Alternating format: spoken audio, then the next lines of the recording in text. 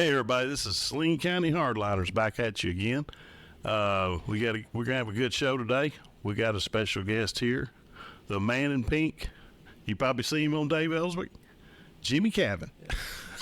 Special guest. Yep. Heavy on the special. Yeah, I'm Keith Callum, This is Kevin Bradshaw. and we're gonna bring you some good information today. We're gonna have a little fun today, and cause a little trouble. Oh, yeah. Yeah. We're going to talk about, all three of us were at the RPA convention, state convention, and me and Kevin are from Saline County, and you were out of Faulkner County. Delegate out of Yeah. Faulkner County. Faulkner County. And anyway, we watched that whole shenanigans the whole day, didn't we? Well, we're going to get Jimmie's swing on this deal, and everybody knows we're kind of in a lawsuit today because the RPA doesn't want to act right. They don't want to go along with what they're supposed to go along with. So, Jimmie, what do you think about this situation? Well, I think clearly the people of the party, the people of the party spoke at the convention, and they made their will clear, and that will was overwhelming. We were all there. It was overwhelmingly clear.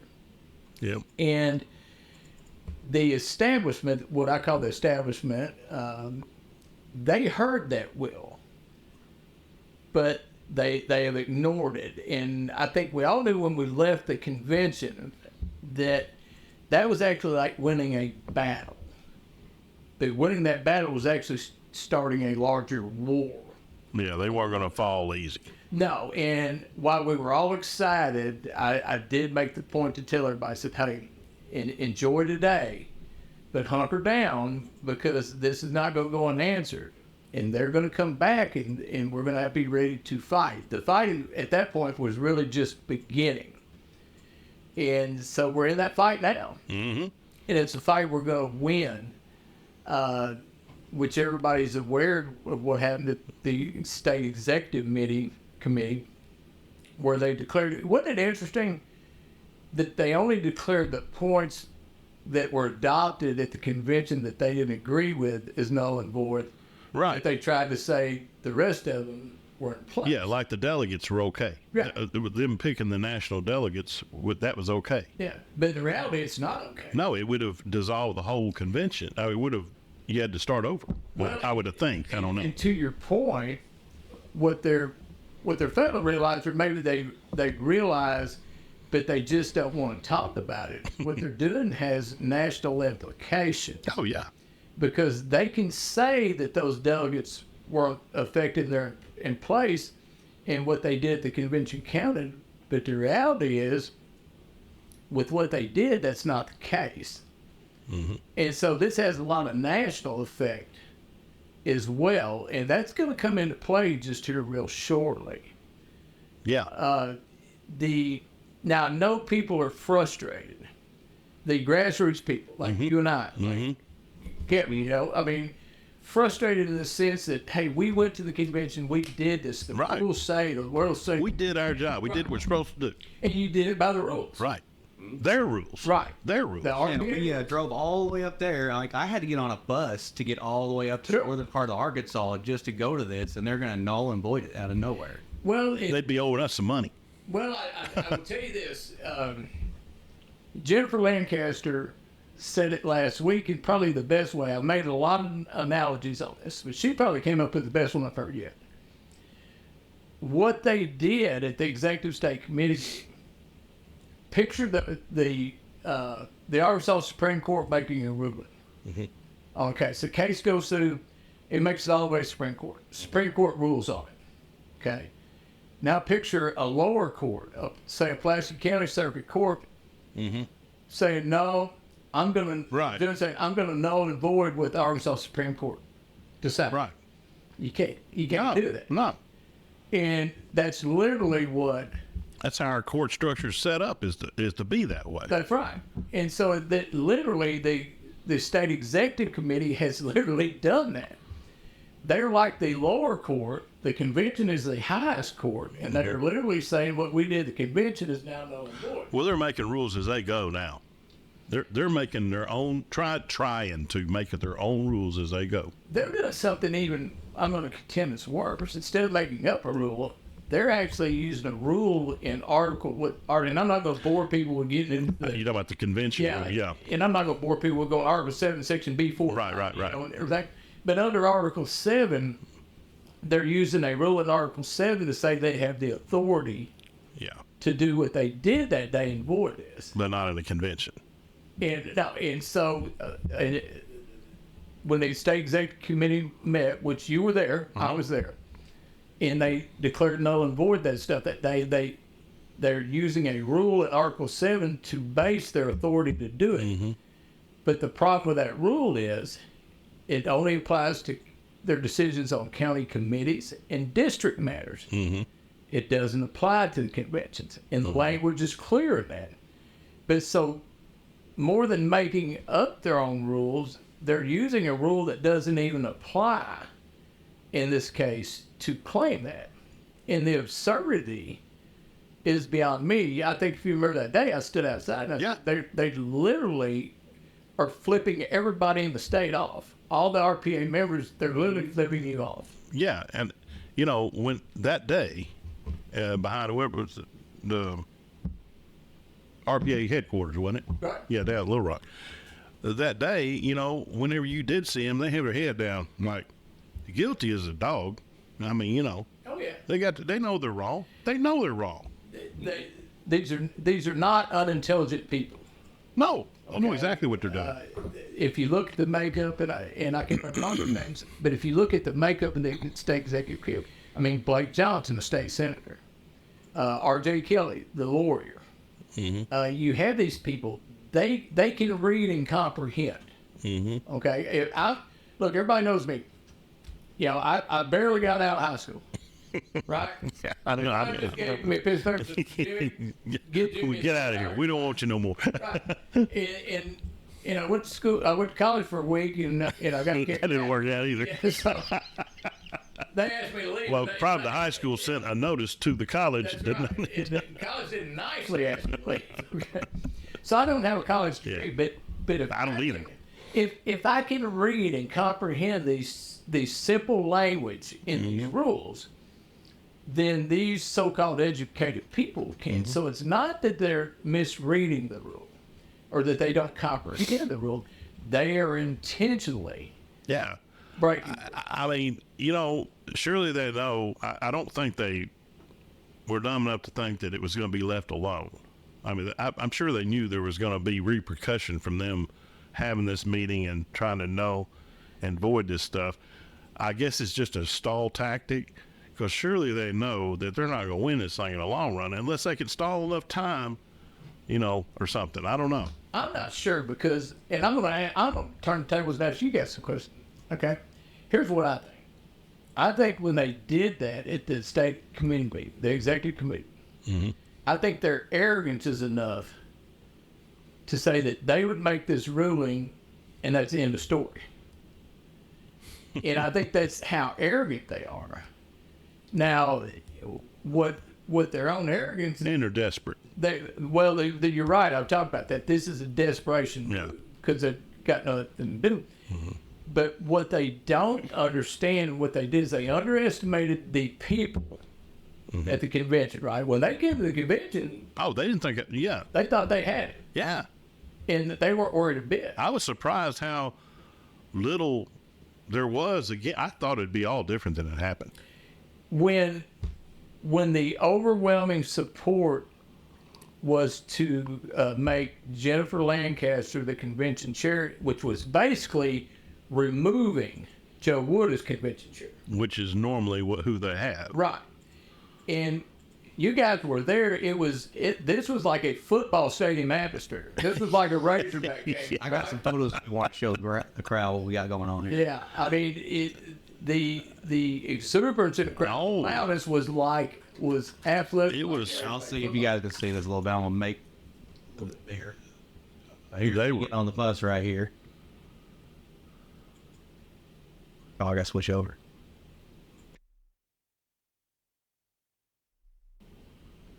These are all patriots from the group who sent these to me. And that's another thing. That little tactic of making it Northwest Arkansas. Now that was a tactic of everybody knows that Northwest Arkansas is predominantly. I'm not going to say left leaning, establishment leaning folks up there. There's always an Hutchinson right here. He didn't stay. He's another one. But anyway. He shook my hand at least. Well, yeah, he'll shake your hand. Yeah, by taking He it there. But thought he was going to get a rock star welcome there, and when he didn't, no, he didn't last long. He didn't last long. No, he kind of done deal. But well, anyway, they and they don't. Well, they probably don't care much. I mean, having it now, we got what is it? It's supposed to be 30-mile. 35 miles. 35-mile by air radius Air miles. of the capital, Right. which is basically where it's always been, which makes sense. Little Rock's the capital, and it's central. Where it should be. I mean, Yeah, where everybody can get there. state championships for football are held where? Little Rock. And that's because wherever you're on a state, it's the central location for people to drive to. Of course, there's already a kind of a rivalry between Northwest Arkansas and Central Arkansas right now. It's- It's the part called, where they kicked us out and we had to go to a different room. What was it, like 11 o'clock at night at that time? Yeah, it's late. or 10:30 or something like that, where they tried to outlast us. Now we ended up outlasting them. They started folding out.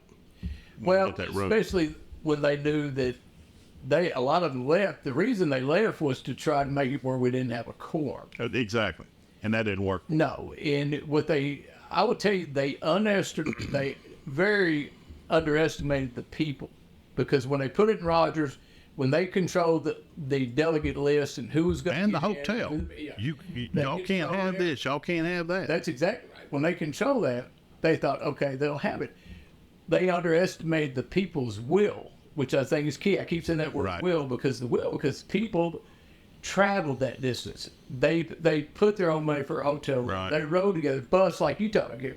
We got a bus, and they stayed there. And so when we had to adjourn and go to the smaller room because of what the RPA was doing with the staff at the hotel, trying to cut the meeting off. Thank goodness Jennifer and them thought ahead to get Yes, that room. and can't give her enough credit, and those in leadership that worked on Right. it enough credit. But the will of the people to stay there was phenomenal. Oh, because I was ready to go. I mean, mentally, I was. Sure. We were tired, Sure, because the whole day was exhausting. and he didn't get home till I was like almost 2 o'clock. because he had to go get the bus, go back to Little Rock, and then drive back to Sardis. So by the time all that revolution goes through, you've been going for what 15 hours. Oh yeah, and mentally exhausted. Yeah, because it was tense. A lot of I mean, it wasn't tense for me. I wasn't I was doing it more watching than anything. But still, you do get adrenaline going. There's a lot of anxious moments. Yes. What's yes. going to happen next? And when the emotion would Yes. come up, is it going to will we have this? And a lot of mundane. There's a lot of that stuff's like, come on, let's get on with it. I mean, but it's stuff that's got to happen. By design, the mundane by design. Right. It, Wear you down mentally. But I think what happened is what I talked about that day at the state executive committee when the Patriots were in that room. Uh-huh. And what I talked about is how they underestimated us, and they underestimated our stamina. Mm-hmm. And remember that day I said they're about to get a lesson with stamina. And this is a nationwide deal. Missouri, I read where Missouri going through the exact same thing. And so this is not just a Faulkner County movement, a Saline County movement, an Arkansas. This is a national movement that people are sick and tired of government overreach. And you said the key word, people. Yeah. The people are tired. Mm-hmm. And because the reason we use the term establishment is because there's a separation that shouldn't be there. Okay. You have the establishment and then you have the people, and that shouldn't be. You have the ruling class and the non-ruling class, where the ruling class believes they have the power, but the people are waking up to understand that we have the Well, it's been going on so long, and it's so out of control. And that's why the RPA is an example of you know, what's going on nationally and, like I said, everywhere else.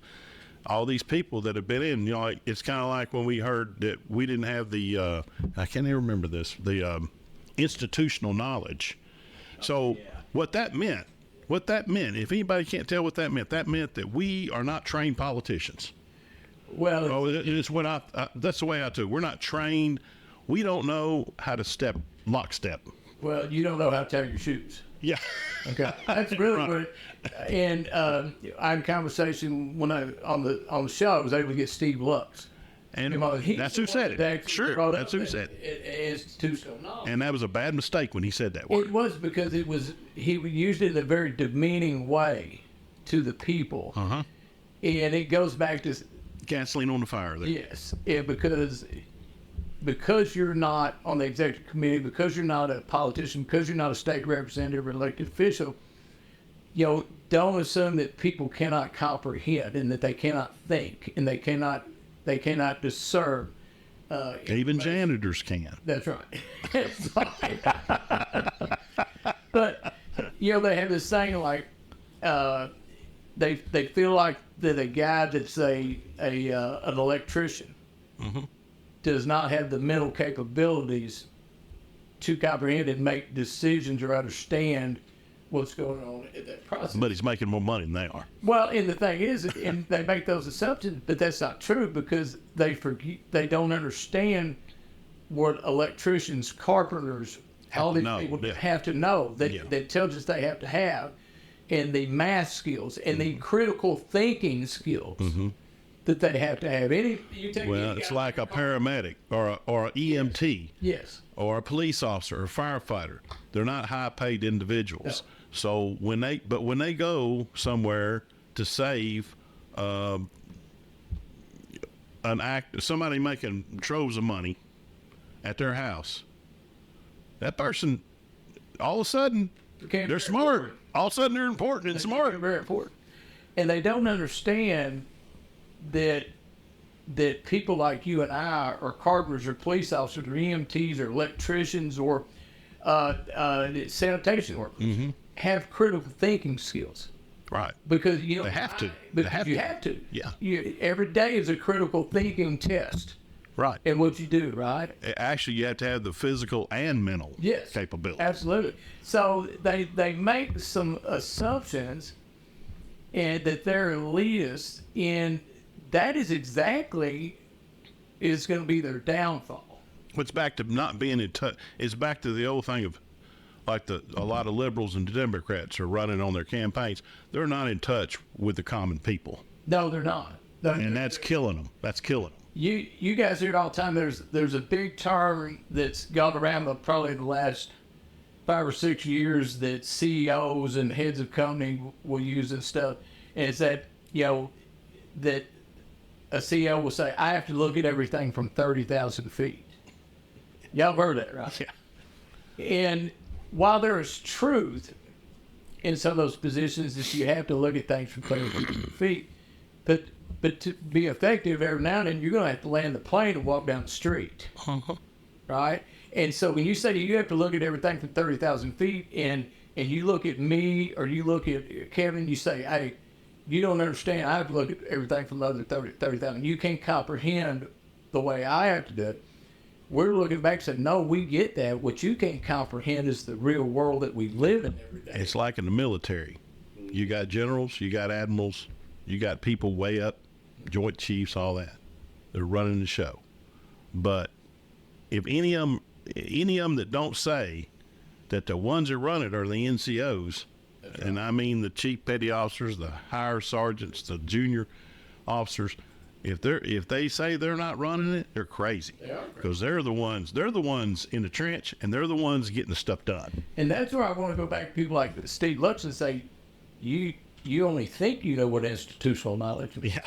If you knew what institutional knowledge means, then you would know that where the power is and what gets done. Right? But I did take it to him saying, you need to know, we need to train you how we do things, how things are done. We do that. How we do things. Yeah, key word, right? How it's kind of like a freshman legislator when he goes in there. Well, the first thing they're going to tell him probably, and I haven't been a legislator, but I'm just saying, Or when I go, if I win the quorum court, I go to JP.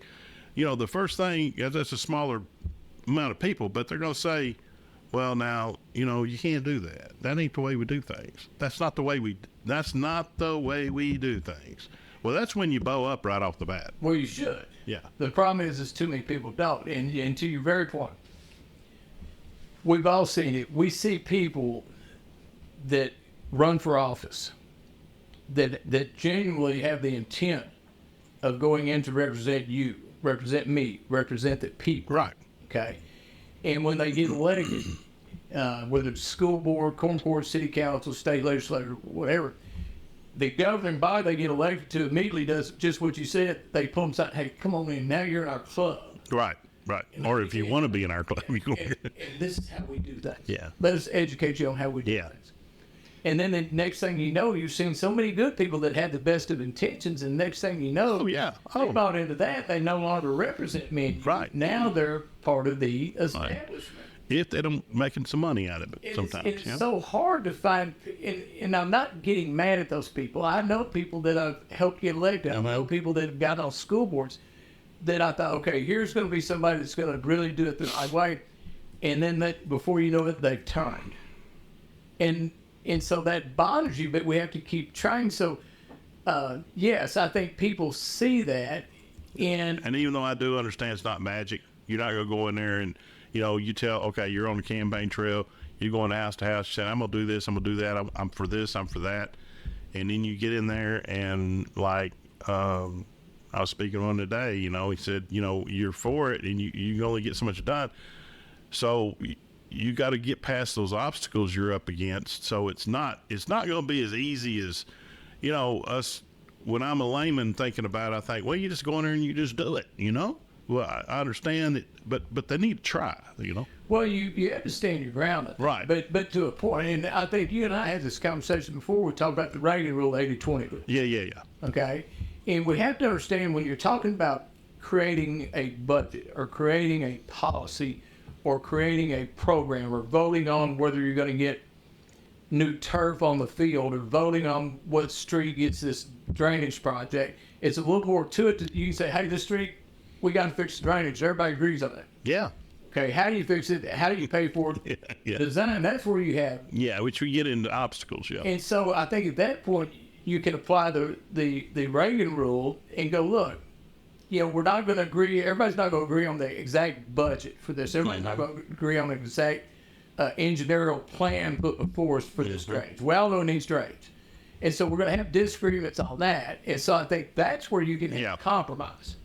Right. And if it's something you can't live with, you know, like they like to bundle everything together in Congress and bundle it all together. You know, okay, you want this, well, we're going to bundle, we're going to give you that, but we're going to bundle all this in it. Well, if there's something in there I can't live with, I just cannot, you know, like, okay, well, bye, but we want to go to a socialist agenda. No, this whole thing's over with. You know, there are red lines. Yeah. And you and I did have this same conversation. Mm-hmm. There are red lines. I think there's things you say, okay, look, we'll find a compromise. I'm not agreeing with you. You're not. Let's find somewhere in the middle where neither one of us are going to be ecstatic, but hopefully, you know, we can agree on something. Mm-hmm. But there are red lines too. Mm-hmm. And some of those politicians that are supposed to be conservative will let it go. It's like in the budget last year. Right. They're voting for all that Ukraine money, and then we're already in debt. My line's drawn there, but theirs didn't. They do it. Some of them, they went in and voted for it. Well, that's wrong. That's going to hurt. That hurts my thinking about that. Oh, I agree. And I think there are red lines that you have to stand on. Yeah. Like for me, if I was an elected official or something, you know, red line for me, I'll give you one is abortion. That's just a red line. Yeah. Zero compromise. There is no 80-20 there. Mm-hmm. Okay, there is no 80-20 there. Some other ones like my hat's off to John Thurston for throwing that. I'd check his animal with that. That's good. You'd stand with it. They're all good on that. I might disagree on all this stuff, but if I agree with them, I'm gonna tell them I agree with them. Sure, and that's where we go. And I'll give you another example, like transparency, government transparency. Mm-hmm. That's a red line for me. Mm-hmm. There is no sort of transparency. Mm-hmm. Or kind of let's meet in the middle on transparency. Right. No, we're either transparent or not. We're in the middle of that deal too. Right. And so issues like that, that's your red line. The problem is that we get people that go in there that on those red line issues, which brings us back to our platform, on those red line issues, do not hold their ground. And that's where it goes back to the platform, right? And that's where we voted at the convention on a platform and on rules for 2024 that will last till 2026 to the next convention. Okay. The people, their will was spoken, adopted by the people. So here's where I have a problem with politicians. And I'll use my own state senator, Mark Johnson, as an example. I'm Farmer County, that's my own. Okay, I talked to Mark Johnson. And I reached out to several state representatives, state senators, State Representative Brian Evans, who's going to be the Speaker of the House. Okay, out of Cap. State Senator Missy Irvin. State Representative Mary Bentley, my rep. Dan Sullivan, State Senator Dan Sullivan. State Representative Carlton Wing out of North Little Rock. And I asked them, I emailed them, texted them, and called everyone. And all I wanted to know, I said, look, will you publicly pledge to adhere to the rules in the platform adopted at the 2024 convention by the people? Well, by God, Crickets. well, you might as well thought I had syphilis. I mean, they wanted nothing to do with me. So they didn't say no, but they didn't answer. Well, some of them didn't answer. Some of them did through text. None of them came on the show like Wes. I couldn't get any on the phone, but I'm going to use my state senator Mark Johnson as an example. Yeah, I like Mark. Okay, I do. I like him. He's a nice guy. He really is. He's nice. But here's my thinking, and I know some people don't agree with it. They don't have to agree with it. But this is the platform. Okay? If you can't tell me, if you can't publicly state that you're going to adhere to the Republican platform of the RPA that was adopted by the people at the convention, the authority, the convention, if you can't tell me. We the people. Yeah. If you can't publicly state that you're going to adhere to that platform, then I can't call you a Republican. I can't. Because isn't that what defines a Republican? Yeah, that's what we're supposed to be adhering to. Yeah. And so the platform, and that is literally, and Jennifer said it too on the show, that is literally defines a Republican in our state, is our platform. I mean, if it doesn't, there's no point in having the convention. No point in having a convention, no point in having a platform. Just run independent. Well, yeah. As a matter of fact, Jennifer went so far, well, she didn't, but Jason Bolanger, who is my Faulkner County Committee chair, it shocked me when he said it, but I'm going to applaud him for saying I didn't think he would ever say something like this. But he said it. He said that if you cannot adhere to our platform, then you're not a Republican. He said, you may be an independent or something else, but you're not a Republican. And so what I also said, that in this, I know it bugs some people, but I'm going to explain why I believe in what I'm saying. I can't support or vote for Mark Johnson, my own state senator, if he can't publicly say that he's going to adhere to the Republican platform. I just can't do it because I signed up to vote for Republicans. And they're afraid to do it, so a lot of them. They are afraid to do it. Because of the, powers to be up above the general executive branch or executive officials of the state and the legislature and the Senate, they don't want none of that. No, and what I'm not saying all of them because I don't know that, but I'm just saying that it's not popular. You have some in the establishment that just don't want us to have the power. Well, they want to keep that. They think they want to keep these. They want to keep these Democrats voting against these other Republicans that they don't want running. Well, they want, and they try to get Democrats into the primaries, and they try to draw independents into the primary. But you have those folks that just go, look, the people are stupid. We know better. We don't want to. It's our power. It's not the people's. They kind of got that syndrome going. Then you have people in the establishment that believe in our platform, believe what you and I are saying, but they don't want to make anybody mad in the establishment. They don't want to make the governor mad. Well, yeah, that and they can say okay, you got an establishment guy running, you got a MAGA patriot type guy running, which we had that going on in our county big time. And they want to just they can tell a Democrat, they get a Democrat leader to say, hey, all you Democrats, since they can do it, all you Democrats voting that, because their primary means nothing. Democrat, there ain't nobody to select from. It's all the above, because there's only one person running in each, if any. So they just tell everybody, you Democrat, you need to go vote for the establishment guy because you sure don't want the. So they go in there and vote against, vote Republican. What does it say? Closed, they couldn't do that.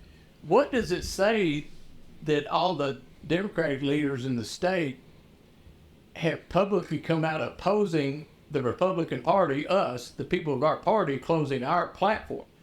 Our platform, not their platform, or Right. our primary. Not their Exactly. Like, why should they care? Yeah. And to his point, the reason they care and they came out against it or are squawking about it is because it doesn't allow them to infiltrate our primaries. To use it as a leverage point. Yeah. Where I'm gonna cut you off real quick. So I don't know if you've seen this video yet. It's of Joseph. You were there, Joseph Wood. Yeah, he was there, kicking yeah. out other news groups and all that. Have you seen Yeah. this video? Let's play that dude. Yeah. Oh, so you won't be able to hear this, but might as well go to hear this of Joseph Wood and all that. We can talk over it too if you want. Yeah, that's Samantha Boyd, Channel 4. Okay. And of course, the Arkansas Democrat Gazette writers there. Now, that's for folks knowing that's Kenny Wallace video in it. There's old Joseph Wood right there. He's blocking him, but he's telling them no. He's letting them in. Bam. And what's interesting about that is there was a reporter there named Susie Parker. Mm-hmm. Trying to get it. Yeah, you used to tell me that. And she has South Arkansas Reckoning. It's a website news publication that she and another gentleman started. Now, Susie has been a journalist for, 20, 25 years. And so she is a journalist. And now I'm not sure if Joseph Wood knows who she are, understands that. But he let Samantha Boyd in. He let the Arkansas Democrat Gazette report. Right. In my opinion, he should have let Susie Parker. Huh. And here again, if somebody's doing something wrong, I'm going to tell you. But I can't. It's hard for me to really get on Joseph about this because I don't know what he knew about Susie. Yeah. I don't know that he knew. Now, I will tell you this. Samantha Boyd and them sent him an email before the meeting when they found out about it. They were there to break the story. Sent him emails saying, after the meeting, can I get an interview with you? So he had a heads up in the email. He didn't. So he was led to Samantha. Now, he didn't know the ADG guy was there, the Arkansas Democrat Gazette guy. But when he was coming in, he was kind of like, oh, and he goes, well, I'm Arkansas Democrat Gazette. If Samantha's coming in, can I have some? He goes, yeah. But then he looks at Susie, and I'm going to somewhat give him a defense. He probably didn't know who Susie was or where she was at. But I'm still going to say, had he known, let's say Susie had sent him an email, like Samantha Boyd did, and said, hey, I'm Susie Parker, South Arkansas Reckoning, da-da-da. After the meeting, can I get an interview with you? He probably wouldn't have granted her the interview. But at least he would have known. So in this situation, it's hard to really get on him. Yeah. On that. But I still say, even if he'd have known who Susie Parker was, I don't think he would. But there was a lot of backdoor stuff going on. They was trying to hide. They didn't want to talk to nobody. They want to get in there and get out the back door, we all went to the back door, which, why would you be going? Normally they'd probably come out the front door, but they would all go out the back door. I think we all know the reality there. Yeah. Right? And then, anything, the liberal media loves them doing this to the rules. They love them I think you see that with nullifying those rules. And so in my opinion, anything that the liberal media or the liberal are for, there's something stinky about it. the media would certainly. Now I would have to say in this case, but overall, the media in Central Arkansas, the news stations, Arkansas Democrat Gazette, everything, they're so left leaning, and they are Arkansas against our Times. people's movement. Arkansas Times, all that bunch. Now, in this particular case, when you saw the story that Samantha Boyd did in the story in the Arkansas Democrat Gazette, I was pretty pleasantly pleased that it was about as objective as I've seen them be in a long time. But I think if you back up, and if you remember Roby Brock, who does Capitol View on Sunday mornings on Channel 4, Box 16, and his political show, after the convention, he did a big segment on his show about our convention. Now, who did he have on? He had a Democratic strategist, and he had Rex Nelson from We know that. South Carolina. So you're talking about an RPA convention. You're talking about What's that, Max Brum? Who's the one that's the real liberal? Is it Max? Well, Max was Arkansas Times, But he's real. Yeah. But what's funny is Rex Nelson got on his show, and Rose said, "Well, you're a longtime Republican." And he said, "Well, I'm a center right." Yeah, we know what that means. I mean, I'm a center right. There's nothing center about We ain't you. playing There's soft. nothing right We're not about playing softball. You know? you. I mean, and that was hilarious when Rex Nelson tries to portray himself as center right. Well, In what world? In what world? well, because in that show, the Democratic strategist, I'm trying to think of his name, and Rex Nelson just completely trashed the RPA, the people of the RPA. Well, You know, he trashed the governor, and the whole time I was sitting there thinking, They don't like none of them. It's like us less. if I'm doing a show, and I'm going to be objectively doing a show, and I'm going to talk about the RPA convention, okay, fine, I'll have Rex Nelson, I'll have a Democratic strategist, but I'm also going to have the convention Right. chair, Jennifer Lancaster. Right. If we're going to be objective, Yeah. Would have them all. Joe Wood, all of them. Yeah. well, the show was completely stacked Yeah. with Democrats. Well, that's the way talking they- about a Republican. That's the way they do things now, you know? I was like a, Well, it's like you're watching MSNBC. right. CNN or something, you know? And, you know, it's just, Why would you not have the convention chair on? I mean, why he's would scared. the I mean, if you he pretty well, you got to admit, on that convention, from the get-go, he lost control. oh, he did, but that's what I'm saying. Why wouldn't you have Jennifer Lancaster? Why wouldn't you have the convention chair that oversaw the convention? Why wouldn't media be reached out to her? She got very little questions from the media, where Right. everybody else was getting so many questions. I'm going, why wouldn't you? What is if I'm gonna? It's like if you if Ben plays Brian softball, right? Okay. That would be like if Brian wins, me going over and interviewing the Benton coach. Yeah. I'm interviewing the Brian coach. Yeah. We like to play favorites. I like to, push down conservative media. Like one of our last video got challenged last time. Oh, is that right? Yeah, it did. Yeah. I'm not sure what that was about, but, Someone said it was. Well, you know, I'm sure this is going to be challenged too. Oh, me? Yeah. It's probably already off. It's last name. It's already off. No, we're recording. But you know what? This whole RPA thing, this is what really gets me. Is we have our, and I'm going to apply this to everybody. I've made it very public. I don't care if you run for school board, city council, court, whatever you run, state representative, state senator, governor, AG, secretary of state. I don't care what you're running for. If you're going to put the R by your name, then if you tell me you can't publicly pledge to adhere to our platform, then I am not going to support you remotely. Period. The end.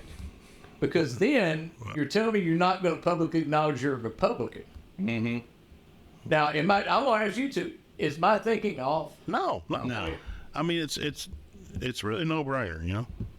But I think we're going to win. I think it's. I don't know how long it's going to take, but I think we're going to prevail with this deal if we stay with it. It's already going to be a lawsuit and stuff, and I don't see how the Supreme, if it goes to the Supreme, which it probably will, the state Supreme Court. I don't see how they can, do it any other way. Let me, before I address that, because you just brought up something I really want to talk about. Okay. But let me talk about one thing before we do that. If you don't mind, if you guys Go ahead. This just We going on, man. this just bugs the hell out of me. Okay? You go for it. When these politicians that are elected saying what we did at the convention disenfranchises them. Yeah. Okay. And here again, I like Mark Johnson. But that was his statement to me. We were texting. He said what the so-called patriots did, which I thought was pretty condescending. Right? They do that all the time. He said they disenfranchised me and my fellow electors. Well, here's where he's going with. Because for the folks that don't know, we have a state Republican committee. Right. And people are appointed to that committee or elected to that committee or they're put in the committee by rules. So every state legislator, everybody in the state assembly, whether you're a representative or senator, is automatically on the state committee and they have a vote. French Hill, Bruce Westerman, all the U.S. That's what they did last time. They throw them in there and they just take over. That's right. So they all have the vote on the state committee. Yeah. I witnessed that. Who are they beholden to with their vote? It's not the people. No. It's not the people, right? How did Joseph Wood get elected as chairman? The people wanted Sarah Dunklin, but they had the state committee so stacked that they voted for Joe Wood. Oh yeah, there wasn't a change. Yeah. Right? Y'all remember that? Yeah. So what we did, for the people that don't know, what we did at the convention, what these people... And that ain't happening right. when the elections come up next year. That's right. Because unless they can hold off, the rules are changed. That's going to be a mess. Well, they know the board of this, but you're exactly right. So for people who don't know it, at the convention, what the delegates did... Sarah would have been elected if it hadn't been for that. And what the delegates did is they revamped the rules to where those people are not automatically on the state committee. They have to be voted in. They have to be voted in at the county and district level. No automatic. Exactly. Like they should be. Yeah, no automatic. Yeah. And so they don't automatically get in and get a vote. Well, Right. That's what Mark was talking about, that we disenfranchised him. No, all he's got to do is run and be elected like us. They can still be there, but they got to be elected, The thing, Correct? Yes, they got to be elected. just like us. But you don't get an automatic vote. Right, but just so yeah. So he said by the delegates doing that, it disenfranchised him and the other elected officials. Well, If you want to put it that way. well, it's interesting because Clint Lancaster was on that show a little over a month ago, and he said something that stuck with me. And it was totally about a different issue. But he was talking about people saying they're disenfranchised. Well, to be disenfranchised, you have to have a franchise. Okay, well, this Republican Party, Republican Party of Arkansas, if you want to call that a franchise, who does that franchise belong to? It belongs to the people. Doesn't belong to the state legislators. It belongs to the people. Okay. Actually, the registered Republican people. Yeah, that's right. All the county committee members, the RPA belongs to the people. And that's another one with the closed primary. You're going to have to be a registered Republican. I'm sorry. So who has the franchise? It's not Mark Johnson. It's not the legislators. It's us. It's the people. So he can't be disenfranchised because it's not his. Well, in his mind, he In his mind is. I look at it like this. If I own a franchise, if I own a McDonald's, and I own a franchise, right? Franchise of McDonald's. Okay. That would be like the workers walking in and saying, hey, you're giving me work assignments. Well, that's disenfranchising me because this is my franchise. No, it's not. It's my franchise and you work for me. And so the way I look at it, the franchise that he's talking about belongs to the people of RPA. He works for the people of RPA. and they forget about that. Right? Am I making so I didn't want to, because that bugs me. Well, like I told my people when I was going door to door, and we're going to change subject to this, but I was telling people that I said, you know what? I said, and I know people say, oh, that's bull, you're not going to do that. But anyway, I mean it. If say that the majority of the people in my district are for something that's coming up, I'm not for it personally, but the majority of people are. I'm still going to vote for it, but I may say, hey, I don't agree with this, folks, but this is what y'all want. That's the way it's supposed to be done as far as I'm concerned. I agree. It's not supposed to be what Keith thinks. It's supposed to be what all of us think is a majority. And You gotta actually talk to your people, though. That's the thing. I actually talk to them, and you know what? You tell people that, 30,000 feet. Yeah. You're actually getting into yeah, and you tell people that, they love it. But I mean, and I'm not saying I didn't say it because you can get yourself in trouble saying it and you don't do it. But I would love to, like when I'm on the quorum court, I would love just to get a feel on something major. Say, what do y'all think? And if they say we're for it, I may not think it's a good idea personally. You make your case. And most politicians, it don't matter what the rest of them think. If they don't like it, they're not going to vote for it. That's right, because they believe it's their vote. Well, it's not their Exactly. Exactly. And that's our problem. I like where you go there, because you can literally do a couple things there. You can look at people and say, hey, you can have a town hall on these issues. You can talk to your constituents. Say, give me your feedback. And, Town hall. That's why I want. Yeah. and so they're giving you, hey, we're not for that. We're not for that. Okay, I get you not for it. Let me make a case. Right. Sure. Yeah. And then you make a case they're still not for it. Then you got an option. And I think one of the options you did say, hey, okay, while I'm not in agreement with it, this is what the people I want, who I represent, this is what they want, so that's how I'm going to vote. Now, if you can't do that, if you can't bring yourself to do that, then at least have the integrity to look at them and say, I can't do it, so I'll just step down. Do it too. Exactly. Do it. But at least have the integrity to step down. Not just look at them and flip them off and say, look, you guys are stupid, you don't understand.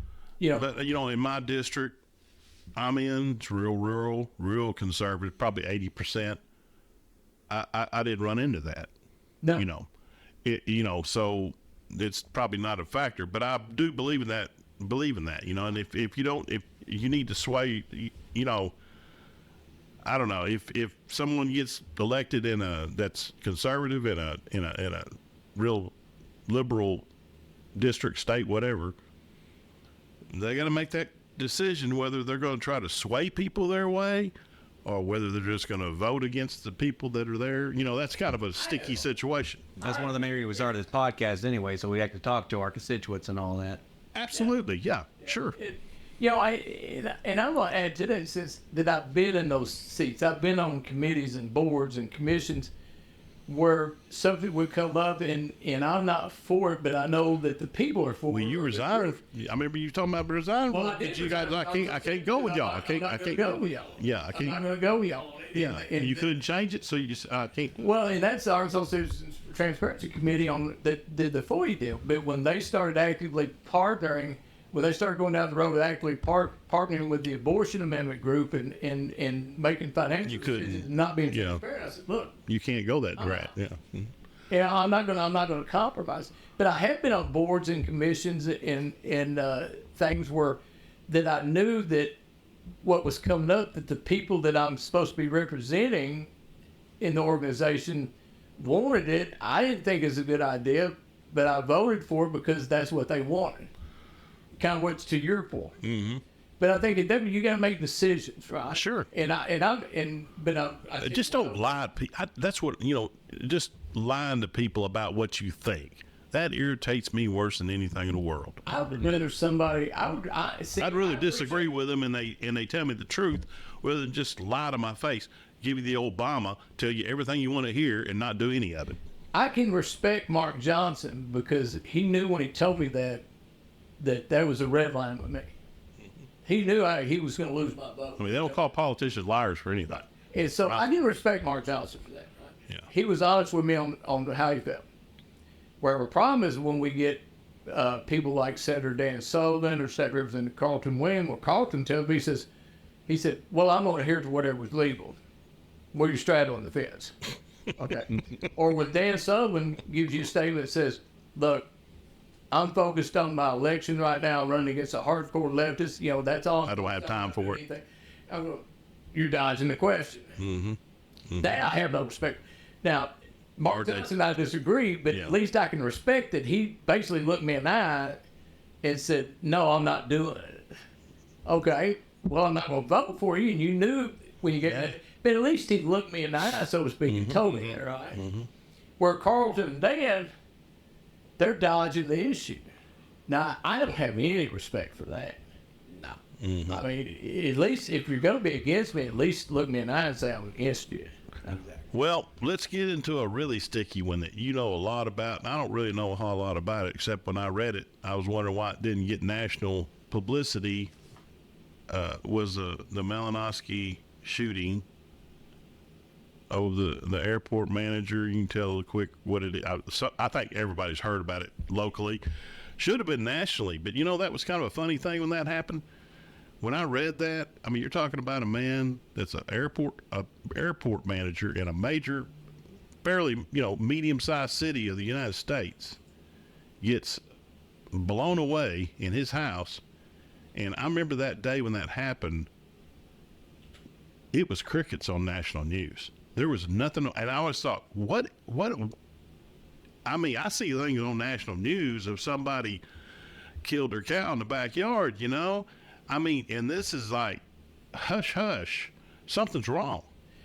So unload on that. Well, there was a little bit of national coverage that it just, Yeah. right? Okay. Not as much. That should have been splattered all over. And Jim Jordan held some hearings on it in the Yeah. United States Congress, which were just nothing but a show as far as I'm concerned. It had nothing of Well, substance. people that don't know about it, give a brief, real quick. Bryan Malinowski was the executive director for the Little Rock Airport. He literally works for Frank Scott Jr., the mayor of Little Rock. He's the highest paid city employee, $253,000. Okay. Bryan Malinowski is a gun enthusiast and a gun trader. Like, he's literally no different than probably thousands of people in the state that are gun enthusiasts, that trade guns. They go to gun shows. They buy and sell guns. It's like, to them, it's like model trains. Okay? That type of thing. And the Alcohol, Tobacco, and Firearms Division had started surveilling him and trying to make a case on him for some very low level. I mean, these are about the lowest level charges that a And the man has no record, too. Has no record. I mean, he's director of the Little Rock Airport. It's hard to get a job as director of an airport if you're a felon. Right. Exactly. Or if you got any kind of... I didn't mean to interrupt you. No, he's a clean guy. Yeah, I mean, those positions are heavily vetted. We're talking about national security level stuff. Yeah. Right, sure. And so the ATF made a case against him, and I contend that Bryan Malinowski never even knew he was under investigation. No. And so on the morning of March 19th, the ATF went to serve a search warrant on his house in Little Rock. And, Early morning. yeah, it's 6 a.m., which by law, in federal law, you can't, these type of warrants you could serve between 6 a.m. and 8 p.m. Oh, okay. Okay, you can't do it in the middle of the night or early. So 6 a.m. is the earliest. So this 6:01, they're there. And now let me go ahead and tell everybody, I have thoroughly gone through this. I received the investigation file from the Arkansas State Police. I received the prosecutor's file. I've gone through. I poured through over 600 documents. I listened to, I can't tell you how many audios. I've got through more photos from the scene. I mean, I've gone through it more than anybody. I'm not bragging on me. I'm just telling you I've gone through it. And what they did was to serve this search warrant. Now, let's be clear. It wasn't an arrest warrant. It's a search warrant. And the tactic they used is what's called a dynamic entry, which should not have been used in this case. So what they're looking for, it's important for you to understand. What this search warrant is, what they're looking for is they're looking for financial records. They want his computer, they want his phone, and they're looking for financial records, most of which will be stored on the computer. They also want all the guns in his house, all these spare parts, and the parts for guns, and the ammunition. And they have a search warrant for his vehicle as well. And they had a search warrant. Yeah, they had a search warrant. It's signed by a judge, so they can do this, okay? It's how they did it that becomes the problem. Because a dynamic entry let me explain. A dynamic entry is almost a surprise entry, and it's where you enter the home. You try to enter the home as quickly as you can for two reasons. If it's a situation where you're afraid somebody in there's going to be harmed, okay? How to get in there, okay? If it's a situation where you convince the judge, hey, if I don't get in there, then there's a high likelihood they can destroy this evidence very quickly, right? So I'm going to give you an example of drug dealers. The reason to do a dynamic entry, and remember this was supposed to be a knock and announce warrant. But the reason to do a dynamic entry where you can ram the door and get on in there is to prevent destruction. So if the drug dealer, okay, I can see that if you're going for a drug dealer, Flush in the toilet. Yeah. Right. Okay. You can't flush guns. No. Can't flush. You can't even flush ammo. Right. Right. Okay. So there's literally no reason for this dynamic entry on a search warrant. Well, actually, they did a investigation into this. Read a recent article from the Arkansas Times. They did a report on this, and they didn't find that on the enough evidence to do that. On what? On the dynamic entry, the part you're talking about. They should have done it. Yeah, they should have done it. They didn't have any evidence to support that. Well, Because like you said, it's guns. You can't destroy it. That's right. They had no proof of someone being in danger. Well, and what it is they have an operational plan, which I had, which Malinowski's attorneys didn't even have, but I attacked it. And so to kind of explain this, you got to talk about what entry they did. So I gave you the backdrop of what they want, what the search warrant's for. Judge signed it. You can do it between 6 and 8 a.m. Okay, the question is now, how do you serve the search warrant? Mm-hmm. Okay, why, what need? And when you do these type of things, what officers look at when they plan is they plan for officer safety. What's the safest way for the officers? Okay, what's the safest way for collateral people? What's the safest way for the people in the house? What if there's a wife? What if there's children? Things like, what's the safest way? What's the safest way for neighbors? Bullets, travel. And so all of these things should go into the planning. Okay? And so in this situation, what warrants? Okay, so here's what they did. They met the night before the entry team. Now, it's important to understand when a lot of people are in misconception, they say, hey, they brought in a team from New Orleans, and they didn't. There were 13 officers involved in this, what I call raid, service of the warrant. 5 were local law enforcement officers. 1 was Detective Michael Givens from the North Rock Police Department. He's a homicide detective. He also works as a TFO, which is a task force officer for the ATF. What happens is law enforcement agencies all over the state agencies, county agencies, municipal agencies, they partner with federal agencies, ATF, DEA, other federal organizations, okay, Homeland Security, and they partner with them to have people in their offices act as task force officers as part of that. Now, some of them are full-time, some of them are part-time. So Michael Givens, the North Rock officer, who's a homicide detective, he's not a full-time TFO with the ATF. He gets called, like on these raids, they call Michael, can you help us for this raid? Michael says yes, because Michael, besides being a homicide detective, he's very skilled and has a lot of experience in raids, knocking in doors, things like that, SWAT team experience. So he says yes. So Deputy Greaves from the Mississippi County Sheriff's Department participated in it. Then you have Officer Woodall from the Little Rock Police Department, 34-year-old veteran who is a TFO with ATF. Then you have 2 officers that are not affiliated in any way with ATF from the Little Rock Police Department, Officer Owen Lakey and Officer Scott Williams. And they were there acting as LRPD officers. So when they get there, they have what's called an entry team. And they've got an operational plan. So you got people covering the windows, the back, this side window, and then you have an entry team. And the entry team starts with 1 person doing the knocking and announce if nobody comes. Then you have people that breach. Okay, this particular home has heavy wooden doors, and in front of it, they have heavy glass French doors. It's a nice neighborhood, nice house. Yeah. And so they do what's called a knock and announce, where you knock and announce, please, search warrant, please. Okay. From the ASP investigation, they determined let me back up. One of the Little Rock PD officers, his job was to park the patrol truck or a car, I believe he had a truck, out in front. And when they give him the green light, he hits the siren, turns off blue lights. It's supposed to hopefully tell people inside, hey, police are. He does that. the siren lasts for 2 seconds. 2. The lights come on. He's not even parked in front of their house. He's literally parked in front of the neighbor's house. So their bedroom is in the back of the house.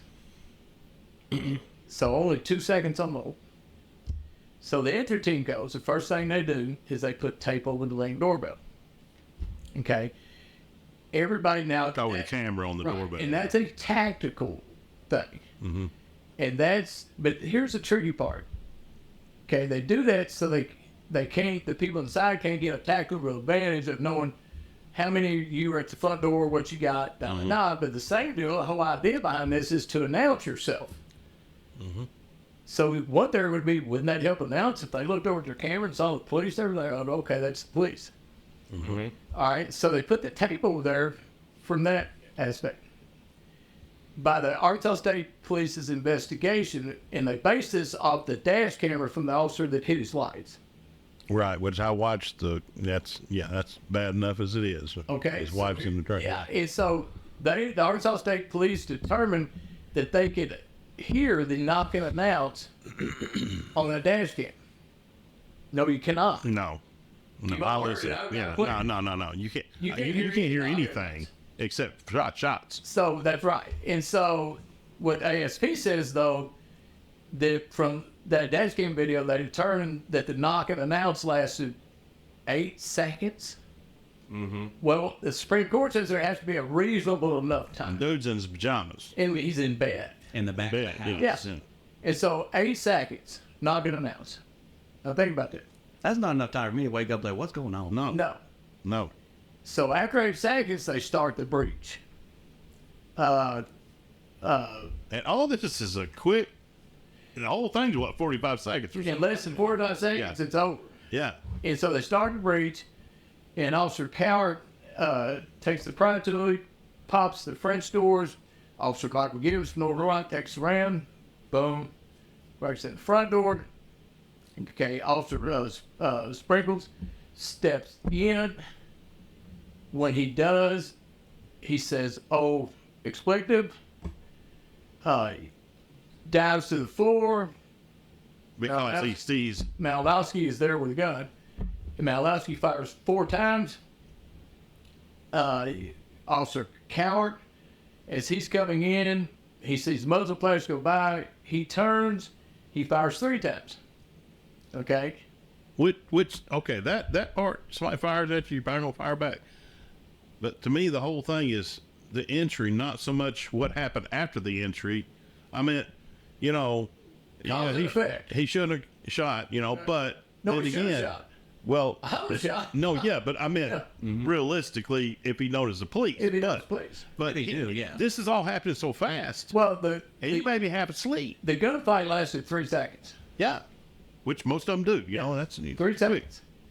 Okay, and he caught one in the head. and that was pretty much it. Yeah. Well, yeah, and so, but now back to your whole point. Okay, so when you were listening to Mrs. Malinowski's interview and you talked to her again, which was difficult to listen. Yes, it was. I listened to it a couple of times just to get the gist. It's heartbreaking, wasn't it? Yeah, it's tough. It's tough. Because stuff. it's Yeah. literally her interview that I was You watch somebody get their life changed in 45 seconds. At 9:15 in the a.m. they pull her out of the And they didn't treat her right either. No, they didn't. They pulled her out of the patrol car at 6 a.m. She gets woke up. Her husband's dead. They stick her in the patrol car. They take her out at 9:15 to interview her about it. She's sitting there 2 hours, I believe, right? Yeah, Nothing to drink, nothing, no water. Her husband's stuff all over him. He's couldn't even go to the bathroom. and yeah, and she's probably bloody. Yeah. Well, and I hate to be graphic, but here's what happened. When they heard the bang, she didn't hear knocking now. She heard bang, which I contend is the ram and everything. Mm-hmm. So she was about to get up to go run. Okay, they're in bed. She's about to get up, run. Hear bang. He hops up. He goes to his gun safe for his handgun. Opens it, grabs his handgun, goes open the front door of the bedroom. According to her interview, she's going out. He's setting back up, shuts the door, pop, she opens the door. At this point, it's over, and his brains and pieces of his skull are over the wall on the floor. Mm-hmm. Okay. Now, how he lived 2 days, his brain did. He basically lived 2 days after that, but he's dead. Yeah. That's what we call DRT. Dead right there. Yeah. And so, at that point, they're giving her commands. Hands up, come out. She's sitting there with her husband's body right in front of her, brains all over her, blood all over Yeah. her. I mean, And in shock. commands. In shock. Yeah. And then they take her out, put her in this patrol car, leave her there all that time. She's pleading with them. I mean, so yes, it really is heartbreaking. But back to the whole crux of, did they have to do this way? No, they didn't. No. No, they didn't. And then it goes back to the body cameras, which we'll talk about in a minute. But so if you're planning this raid, okay, you have a guy who is the director of the National Airport in Little Rock. Mm-hmm. Okay, he's not a terrorist. No. Okay, or he wouldn't have been the director. Yeah. He has zero criminal history. Zero. No history of violence whatsoever. He looks like a grown-up Opie Taylor for you young folks. Yes. Go watch Andy Yes. Gray. He looks like a grown-up Opie Taylor. Okay? And so to do this, there's so many ways you could have done it. There was no need for a dynamic entry. You literally could have gone there, stationed people outside, and then picked up the phone and called them. Now, their own intelligence, which I have, their surveillance intelligence, states on the day of the raid, they tracked him for so long that the day they planned the raid, that he would not leave that home till between 9 and 10 in the morning. Mm-hmm. So you knew he was going to be there. Mm-hmm. So instead of doing it at 6 a.m., why not roll up there at 8 a.m.? Pick up the phone and call his. Hey, Brian, you don't know me, I'm Agent so-and-so. I'm talking to ATF. Look at your window. We have a search warrant for your property. We're at the front door. Please let us in. If you don't come right away and let us in, man, we're going to kick in the door. Yeah, and I just wonder if they're instructed on how to. I mean, I know you always hear about what, like for instance, back with the Trump situation in Mar-a-Lago, when they busted into Mar-a-Lago, and then they had backup medical. I guess this is true. This is what I read, that they had ready for medical treatment for him and all this. This is coming from up above. This ain't these guys that are going in the door. They're being instructed. I mean, this is something's wrong. All right, the guys going in the door were pumped. Hey, don't get me wrong. I'm all for the law enforcement. Yeah. I'm all for them. But some of the leadership needs some improvement. Well, I think in any Needs administration, replacing. yes, and these were administrative decisions that these officers were. I'm not changing on that subject, but it's the same type situation. He could have very well been shot, not at that like he was, but in his own Mar-a-Lago if he'd have moved wrong. That's exactly right. You're exactly right. And that's totally unacceptable. No, it is totally unacceptable. Oh, they're actually going. Trump is actually suing them now. He ought to. He should. Yeah. And So there's, it's the Gestapo measures, I feel like. what the ATF and the FBI and these federal agents, This ain't the first thing ATF's kind of been a little lenient on. what they have a history of is putting on a show on these raids. Yes. Right. They have a history. Set an example. And with an overwhelming show of force Yeah. on very low levels. Like Roger Stone. Yes. Come in the middle of the night. And, And they're dragging his wife out. Come on. well, the guy in Conway, I remember when they arrested him for a misdemeanor charge for the January, he did on January 6th, a misdemeanor charge, and they show up with an armored vehicle and all. Yeah. It's a misdemeanor. Okay. Yeah. I mean, And then people red flag all that. That's all. I'm against that totally, the red flag deal. But the thing on this is there were so many other ways to do this warrant. There was zero reason for dynamic entry. And I contend that if you ask those officers on the entry team, if you could get them off one-on-one and ask them, when you showed up and they said, hey, this is how we're going to do this, in your mind, did you just think this is stupid? And I bet every one of them would have said, yeah, that's what I thought. You guys both in the military. We've had a lot of issues like that. I've got some stories I will not talk about right now. But you're put in a situation where you're going, this is stupid. yeah, this is asinine. This is back ass. It's like, So what I contend is Officer Coward was justified in shooting Bryan Malinowski. But Bryan Malinowski was justified in shooting at them. right. That you'll never convince me he knew they were police officers. He didn't. At the amount of time he had to react, he didn't know who the heck they were. You put me in that situation. Put you in that situation. Yeah, in that situation. Every one of us are gun owners. Especially if you're not expecting, you don't have any I idea have no idea. that the police are fixing things. That's right. And when that happened, and everybody, for people who don't know, you don't get any more support of law enforcement than I do. Yeah. You know, my oldest son is a firefighter. My youngest son is a police officer. We fly 2 flags at the Cowtown compound. I call where I live the Cowtown. On a 30-foot pole, we fly 2 flags high above it. One is the American flag, and right below it is the flag that represents firefighters and police officers. Okay? But I want everybody to understand this, and a lot of people will differ on me in this, but I've studied. These officers that carried out this raid, the infantry team and the rest of them, they are simply pawns. They were put in Absolutely. a bad position as well as Bryan Yeah. Malinowski was. Yeah. And it's the people that above them that made the decision to put everybody. Because when they're fired on, they only got so much time to think, too. I mean, you know, I tell you, CHCL, and I tell you, you know, you don't have time when you're in a real situation, you know, because I was always more concerned with people knowing how to handle their gun than marksmanship. Because you ain't got time to figure out how to chamber it and all that. When it happens, you're talking about a 2-second, 3-second situation where that guy's going to kill you. And you got to make a decision. I don't, you know what? The guns I keep near me, there's one in the chamber. Yeah. Ready to go. But I mean, you don't have time You don't have time. to learn how to, That's right, to your and your point. really your marksmanship's going to go out the door. It is. Because you're scared. If you're not scared, you're crazy. If you're not scared, you're crazy. I'll give you an example. They talk about Malinowski like he's this gun guy and everything, and he's just this. And I'm going, okay, maybe a gun enthusiast. Has he ever killed a man? But he's never trained for this. No. Yeah. Because hits him, they said, well, sprinklers hit the floor, so he shoot at sprinkles. I contend he was panic fire. He disappointed. What happens? It's dark too. And if most people, and he was in the stands like this, where the B stands, right? Yeah, it was a correction. Yeah. Okay, but what most people in training stuff, if they're excited or anything, what inevitably happens right away, they shoot low because their gun, their barrel goes down.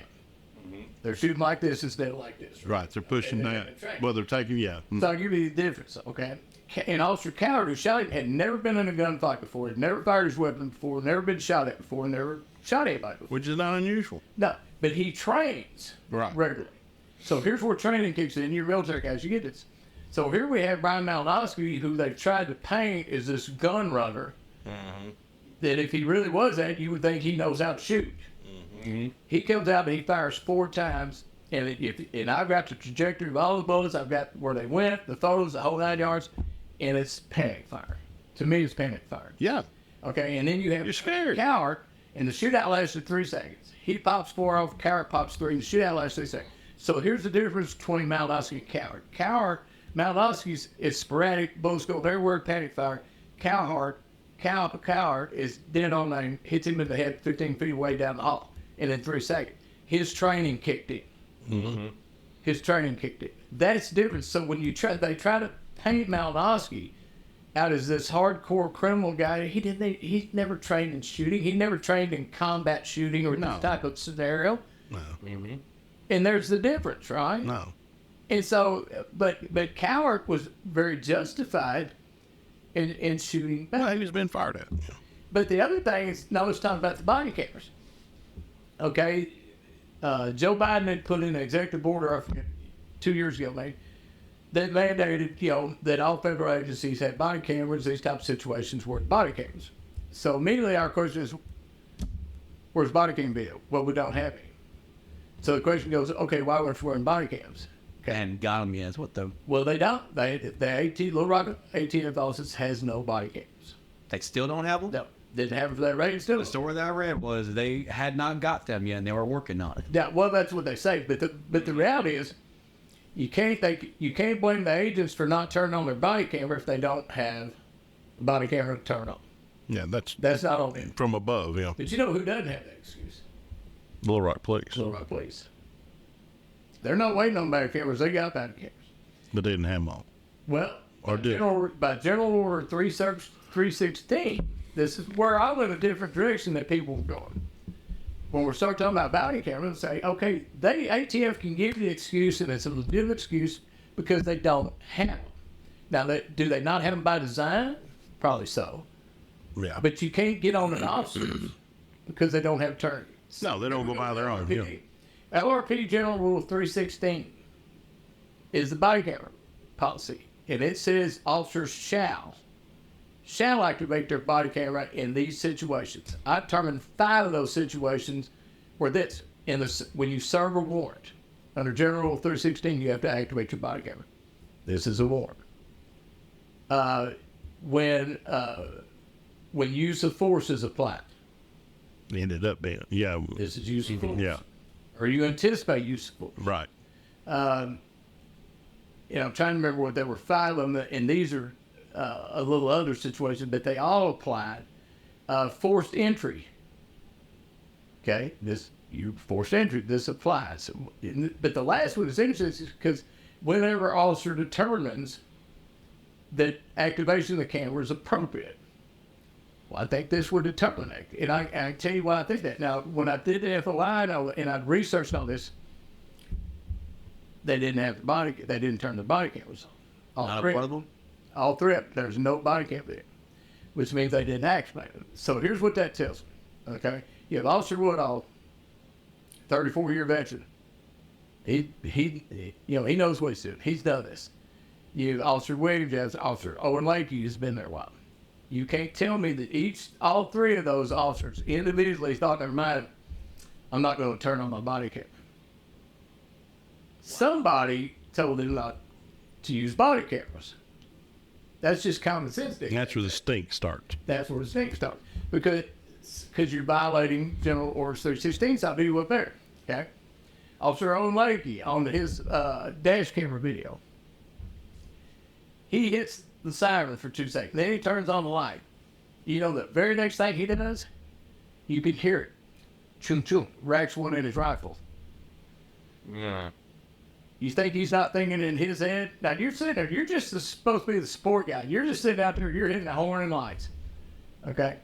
And then you immediately rack one in your rifle. Yeah, you can hear that. Yeah. Mm-hmm. Okay? That tells me he's thinking, this is not just going to be, he's concerned. Right. Why else would he not, why would he chamber one? Well, I'll kind of back that up a little bit because even when we were in Afghanistan, we'd had to have a round in walking around on base because you're always expecting something. So if you're in missions like that, you're probably going to have a round in the chamber. But he didn't have one. He took the wherewithal to get his rifle out, pop one in there. I think that wants to turn your body camera on at that point, right? If you're to the point you're going to put one in your chamber. Yeah, it seemed like they would have had Right. some kind of instruction, and I'm not saying that I don't know. I'm just saying my thinking. Somewhere before the whole, they have a briefing before they do this. They did. On the 18th. They always have a briefing, and that's where all the rules of engagement and everything else are going to happen.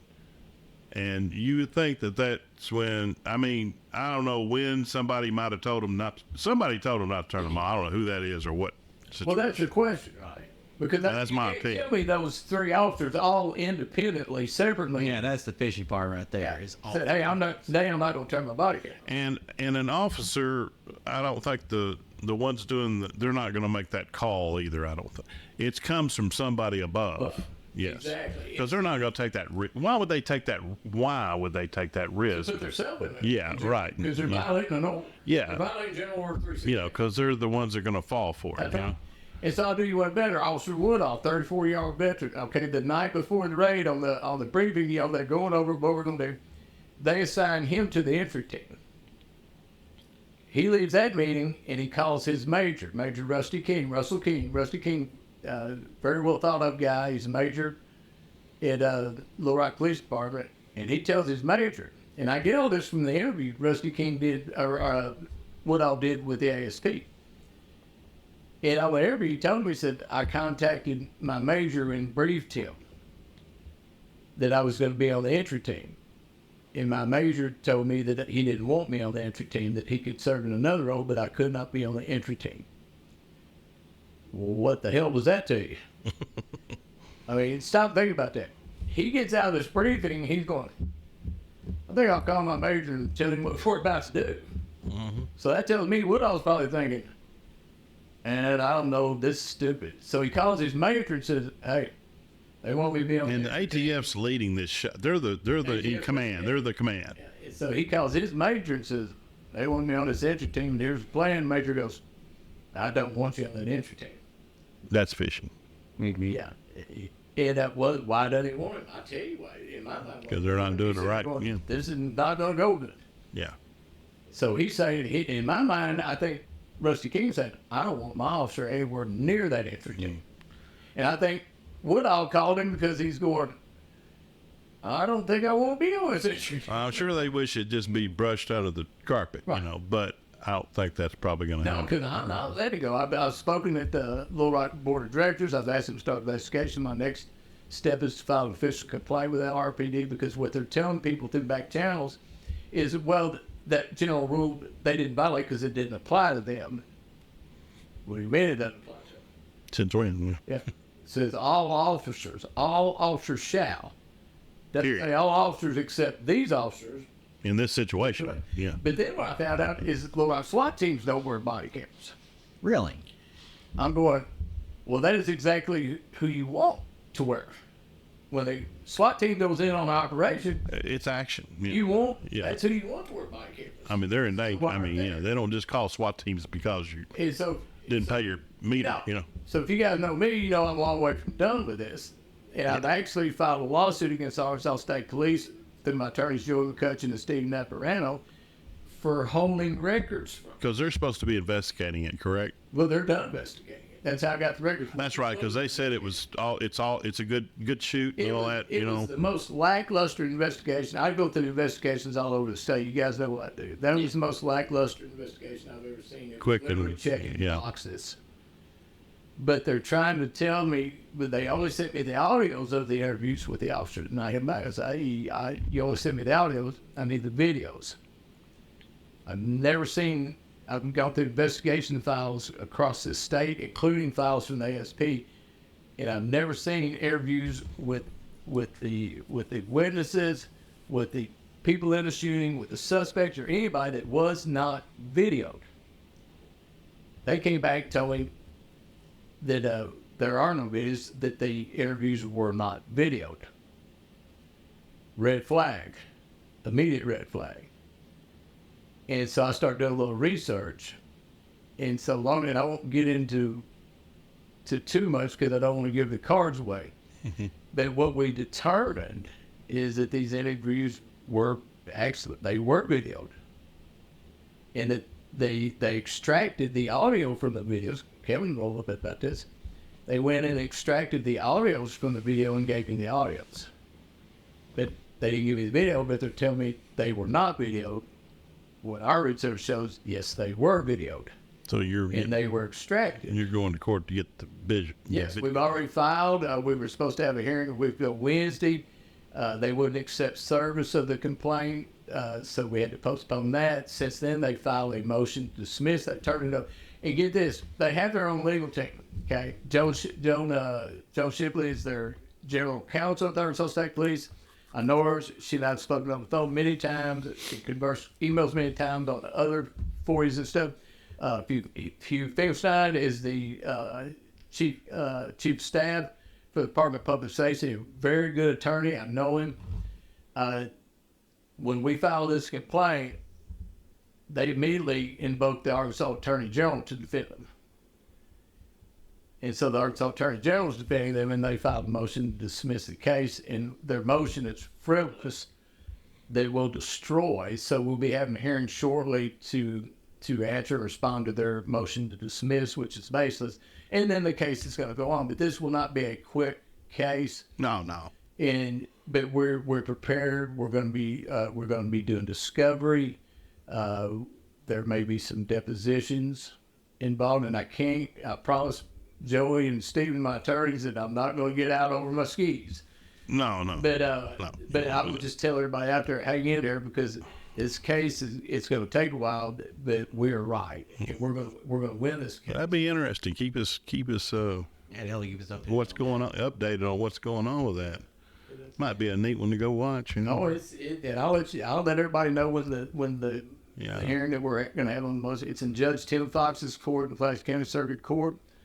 And so this is going to be really. Well, it doesn't need to be electric because it's a peculiar, And they didn't give me other records.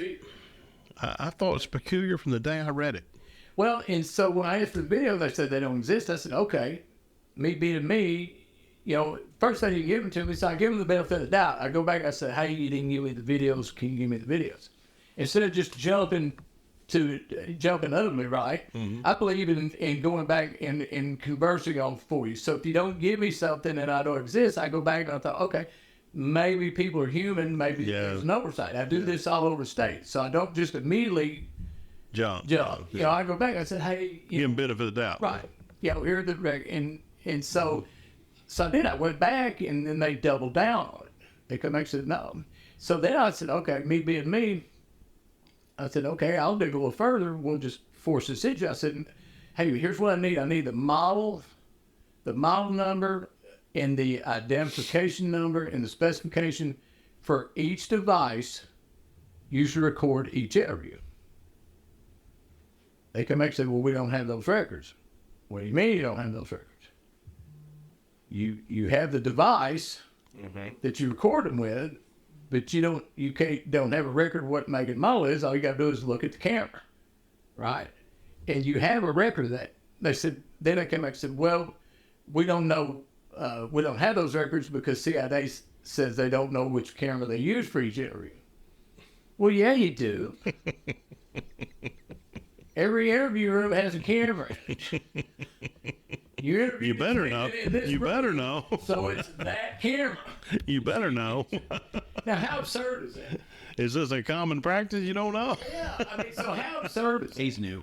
And so I go back and I say, yeah, you do. No, we really don't. So we're suing for that too.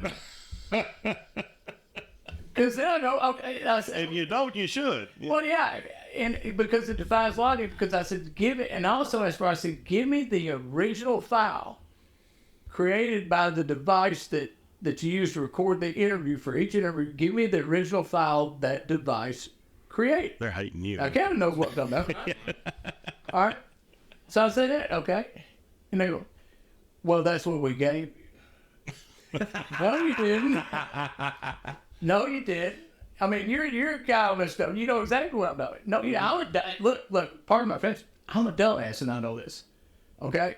Yeah, I am when it comes to this stuff. Yeah. And so I'm going, okay, so you're telling me that you recorded this and you had to extract it to put in your investigation file, but you can't tell me what device you extracted it from? You had to extract it to give me the audio that you took off the video, and you can't even tell me what file that you extracted from what camera to give. They wish you'd go away, don't they? Oh my, listen. I'll say this for years, I've been doing this for about 17 years. And I can tell you for the last 15 years, there are people all over the state. The first thing they do in the morning when they get up is check the obituary paper to see if my name's on it. That's the first thing they do. But I think what happens too is they underestimate. Yeah, they underestimate, and I think that's what goes back to. Or if they screw up and they know they did, they just try to quickly get past it and hope everybody just They think I'll just let it go. Yeah, and just Well, most people would just let it go. Like, well, they told me no. Yeah, but when you start they bank on that. when you start They bank on killing a high profile person, and I'm gonna say high profile. Okay, he's not nationally, but locally, I would call that position a high profile position. And like you said, he works for the mayor. Yeah, and which brings me back to another deal. Yeah, I know what that one. I've heard you talking about that. And that is really, you're really getting the weeds on this nation. You know, it really makes Frank mad because, I'll trust you guys not to break nothing. I'll be right back. all right, I drink too much coffee. and so here's the thing. Frank Scott Jr. Mayor of Little Rock, he's always been very public about warrants and how they're served. And he, before he came out, he ran on that because there was, and I use a particular example, but he has always ran it against dynamic entry warrants. To the point when he became mayor, they changed policies at LRPD because he wanted them changed. And so I use an example as a comparison to Bryan Malinowski. There was a guy named Roderick Talley in Little Rock, and he's a criminal. And so LRPD in 2018, LRPD, or maybe in 2017 before he filed his lawsuit, but LRPD served a no-knock warrant on his apartment. And they actually blew the door off the apartment, which didn't injure anybody or anything. So from the video inside of the apartment, off Roderick Talley's cameras that he had in his apartment, it showed the whole thing. Okay, and so they serve that warrant, boom, they go in there, they get him, got the arrest warrant, search warrant, arrest warrant, they get him, everything. Nobody's injured. So the mayor, Talley, the civil attorney in Little Rock, gets with him, and Talley files a civil lawsuit, saying it's civil rights violated. Well, Frank Scott's running for mayor, and he publicly embraces Roderick Talley at a press conference with him and Michael Lowe, and supporting, and Frank Scott Jr. himself sent the Department of Justice a letter asking that they investigate the LRPD for civil rights violations on these search lists. Okay, so he's been very outspoken about these things. And then once he became mayor, he's very outspoken on this. He's never said a word about the Bryan Malinowski case. Nothing. So start comparing the two. So let's compare. Roderick Talley, unemployed career criminal. Bryan Malinowski, employed, the highest paid employee in the city of Little Rock, $253,000, director of Little Rock Airport. Okay, we're comparing Talley, him. Okay. Next thing. Okay, warrant served on Talley. The one that Frank Scott railed against. Nobody was injured. Roderick Talley, when you watch the video, he was actually joking with the officers who conducted the raid, and he left there in handcuffs in a patrol car. Bryan Malinowski, they basically do a no-knock warrant and dynamic entry with a team, and Bryan Malinowski is shot, and he leaves in an ambulance, and what he left behind was a good part of his skull and brains.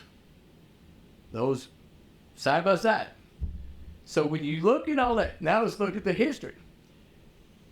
Roderick Talley has a long career felony history of being convicted of misdemeanors and felonies and violent crimes. Bryan Malinowski on this side, in the comparison, has no criminal history whatsoever. I don't even think he's got speed. So compare those. And Frank Scott is just adamantly outspoken on this one. Going in front of the press, sending the Department of Justice letters asking for investigation. Bryan Malinowski case, Crickets. quiet as a church mouse. Now let's look at the difference between those two men that stick out like a sore thumb. Roderick Talley's black, Bryan Malinowski's white. Now when I wrote about this, I said, now there will be people Yeah. that will brand me racist for saying that. And that's okay. You say it all day long. I don't care. That doesn't bother me a bit. You bring it. But you cannot dispute what I'm saying. If you look at the differences between the two men, the race, their profiles, and everything, at the end of that list, one of the $6 sore thumb, one is black, one is white. Had Malinowski been black, I contend Frank Scott had been. That's who Frank Scott would have been in front of every camera he could find. He would be ready. He would be asking for LRPD officers to be fired. He would be calling on the Department of Justice to step in. And that's my belief, and I base that off his pattern. I base that off his pattern. You guys know me well enough to know. If I say something, it's not without great thought. It not without great research. So I'm basing all of this off his pattern. And that is my belief. And you know what's interesting, when I did that, I expected to get a lot of flowback on prices and everything, but I ain't got any. Yeah. I ain't got any. And I think that speaks volumes. That even people that would normally jump to that see what I'm saying. Mm-hmm. I mean, it's pretty. Yeah, Now, of course they're going to try to. The only thing they're going to try to say is, well, this fellow over here, I don't remember his name, Roderick Talley, didn't fire on him, and then he did. That's what they're going to try. I know about I know, but I meant the use of the dynamic entry. Yeah, but the need. Yeah, if you're going for if I'm a police officer, I'm going to somebody that's violent, that's known for violence, or that has a lot to lose. A lot of people, good and well, they're going to go back to jail, and they got nothing to lose, so they're going to fight you. A guy that's innocent has everything to lose. That's right. I say innocent, doesn't have a record. And I think what bolsters, and to come to your point, that what even bolsters this point is that, Talley may not fire on him, but why did Frank Scott go such great lengths to rail on a service of a search warrant that ended with no injuries in the suspect? Because he's playing, laughing with the officers and did that. He's playing on your left agenda of racism. That's right. He's trying to make the case that the police are after the minority. That's right, and that's why I had to factor in the point. And the video shows Talley and the officers joking and cutting up together. Okay, and so for him to rail against that dynamic entry, and then not say a word about a dynamic entry that ends with somebody's life being taken. One's black, one's white. I mean, it's just a pattern that's happening, and it's all over the place. And that's why I say if Bryan Malinowski had been black, he would be going nuts right now. Right. Mm-hmm. He would be going nuts, and he would have struck it. He held it in. Well, like if they'd have done to Obama, say what they did to Trump down in Mar-a-Lago. Oh. Man, And there were riots in the city. Because the DOJ, let's face it, guys, the DOJ has been infiltrated by leftists. It is a political arm. It is a political arm. It's used as a political tool. It's not just a Department of Justice now. lawfare. They call it lawfare. Never heard that word before a couple of years. ATF has become the same way. They're like the IRS now. They're used as a political tool, a political arm. And it's like when Trump was attempted when he was shot. The Secret Service people on the ground. I know a guy that is one, and I think they're good people, and they put their life on the line every day. Sure. But you could tell the lack of leadership from listening to that lady. I don't remember her name. Who resigned? Yeah. Miss Chio. Yeah. The lack of leadership, you could tell. Zero leadership. Didn't even know what she's doing. Jill Biden's buddy, just put her in the job. She didn't even know. She was a DEI. She didn't know nothing. You can tell she didn't know anything. Yeah. And that's what causes all these, mishandling. It's the same thing happens in the military. You get somebody heading a mission that don't know what they're doing. That's right. It's going to be a failure. Well, and failures end up in those situations. And it's not the people executing it; it's the people who are organizing it. And what's so bad in the situation you're talking about, the military and situation, in this situation, failure means people die. Afghanistan. Yeah. Afghanistan, when we withdrew, 13. a private first class in the Army could tell you that's a bad idea, what they did. So it's not, there was no excuse. We knew it was, what's going on? We're all sitting there going, this is stupid. You don't take your military out before you take your civilians out. One thing that I've never or your troops out. That I could never forgive Joe Biden for, and never will, is even President Obama would not have left civilians behind the enemy lines, would not have left Americans behind. I don't think so. No. Even Obama wouldn't have done that. No.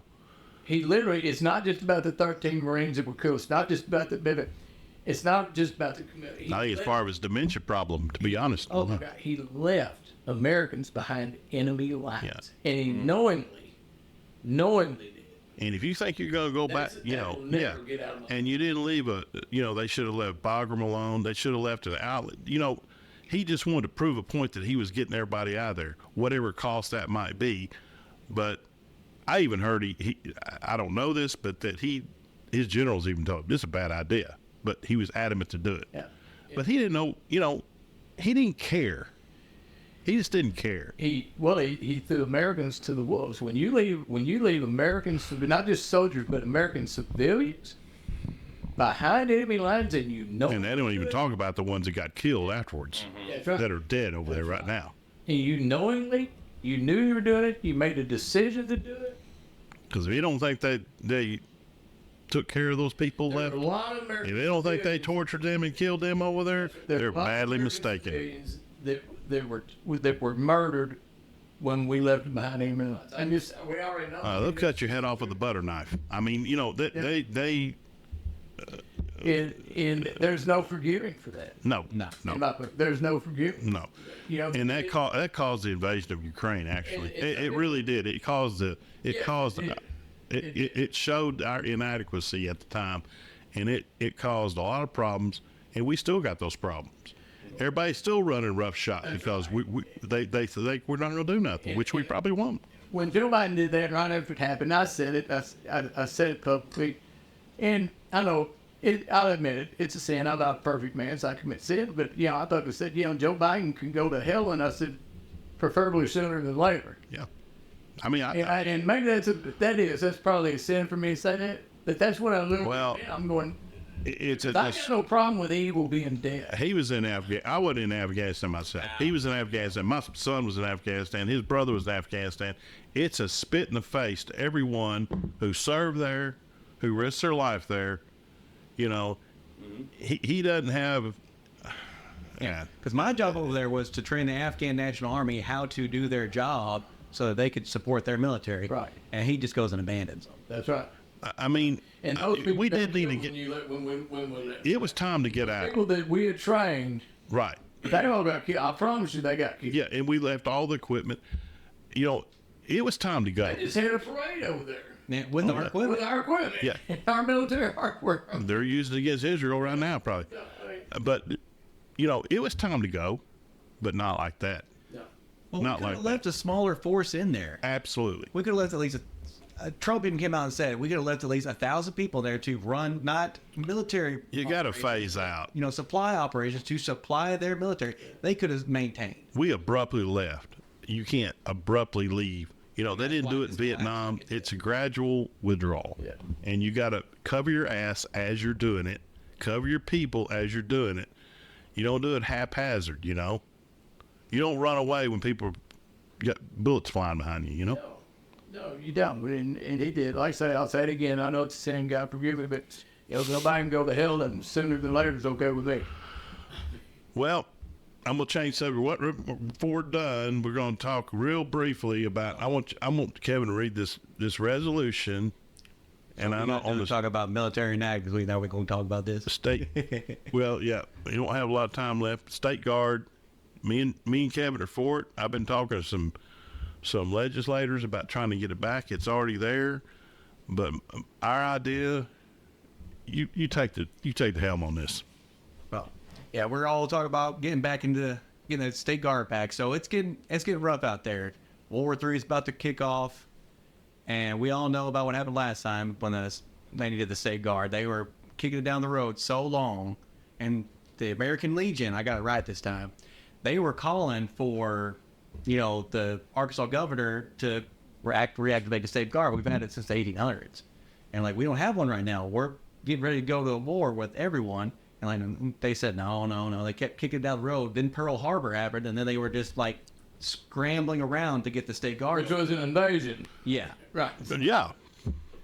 And so they activated National Guard. We had no National Guard to Everybody was gone. run our infrastructure, guard our infrastructure, do disaster relief, maintain the peace in Arkansas. So they were gone. They're scrambling to get this force together. That's what's happening now. We are on the verge. between what's going on in Iran and Israel right now, what's going on And government overreaches. government overreaches on the border where the National Guard could be taken away from Texas. Luckily, they have the state guard that's active right now. And there's over 22 states that have an active state guard, and we're just not one of them. So I'm going to go ahead and read this little resolution. I want your opinion on it. Yeah, it pretty well sums up the reason why we need it. All right, so the resolution for an establishment of a state guard. Let me interrupt. This was presented to the Saline County Women's meeting, is who, and they passed it, and you're going to hit it up on the Saline County committee too, right? I'm going to read it out on the. At the Maybe you get something going in Faulkner County too on that Right. thing. You know? September meeting. Yes, sir. Okay, right. All right, so the resolution for an establishment of a state guard. Whereas the safety and security of our community are paramount importance to our local government and residents, whereas recent events have highlighted the growing need for a dedicated force to assist in the emergency response, disaster management, and community support. Whereas a state guard could provide critical services including disaster relief, infrastructure support, and assistance during emergencies, thus enhancing our community's resilience and preparedness. Whereas a concern have arisen regarding the federalization of the National Guard, which could potentially strip state governors of critical control and oversight over state-level emergency responses and other essential functions. Whereas the establishment of a state guard would provide a state-managed resource, ensuring that local needs and priorities are addressed effectively and promptly without resilience on federal directives. Whereas the current decline in recruitment for the military underscores the need for an alternative avenue for local citizens to contribute to national and community security. Whereas some community members have expressed concerns about diversity, equity, and inclusion DEI policies and critical race theory potentially influencing military recruitment and operations, which may not align with their values. Whereas a state guard could offer local citizens an opportunity to serve their community and country without their perceived influence of such policies, thus fostering a more inclusive environment for those committed to service in a manner aligned with their local values.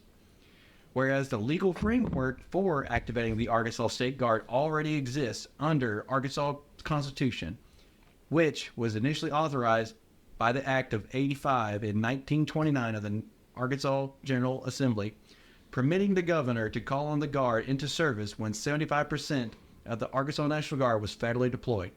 Additionally, the law was amended in 1989 to grant the governor the authority to activate the Arkansas State Guard as necessary to supplement the National Guard.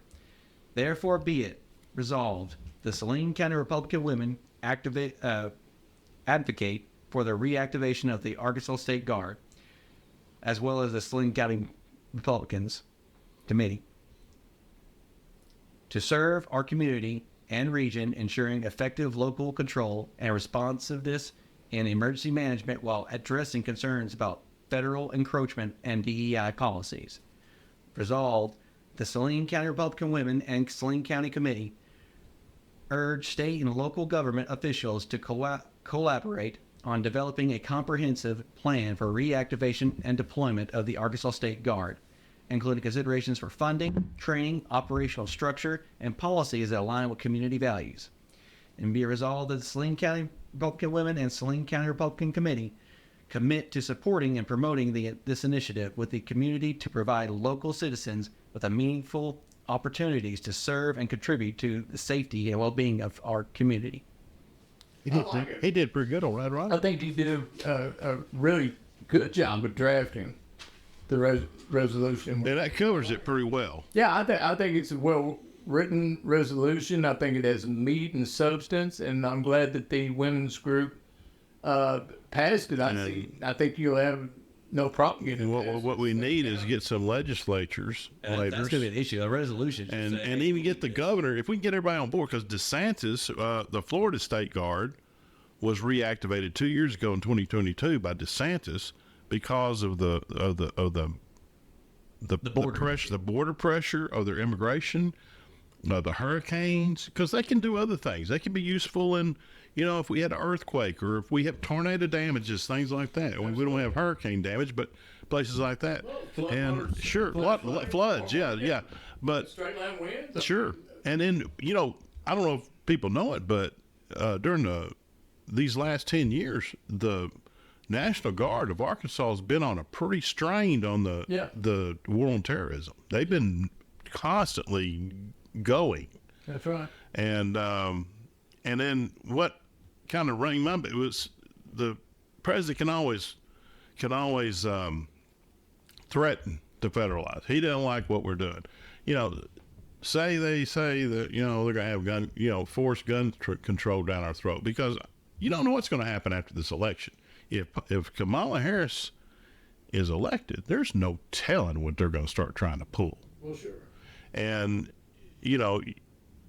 they can always turn to the federalizing the, in 1957 during the desegregate Central High deal, they had a big beef over the National Guard. That's right. Faubus wasn't going to let them go. Eisenhower took over and say, you ain't got no choice. I'm taking on the National Guard. They're going to let them in. So that's what happened. I'm not saying that was wrong. I'm just saying that's an example of how they can just come in if they don't like what we're doing. If they say, you've heard people say gun laws. A lot of sheriffs in this state say if they come up and throw out the Second Amendment, we ain't going with that. Sheriffs in this state right now, We ain't going with have that. resolved to say, hey, we're not going to partner with federal on these crimes. These Constitutional sheriffs, yeah. Mm-hmm. And said, hey, we're not going to do that. Right. We're just not going to do it. So, but when you do that, you got to be ready for a fight. Well, I think that's right. And I think the Unfortunately, resolution's a good idea, and I think it's in this days it's needed. Yeah. Yes, I think it's a needed resolution, because it kind of sets up a situation where, look, at some point this is going to come down to choices, and it's going to come down to choices for law enforcement. It's going to come down to choices for people absolutely. and people in the military. At some point, it's going to come down to a choice. Okay, Right. Which side are you on? Yeah.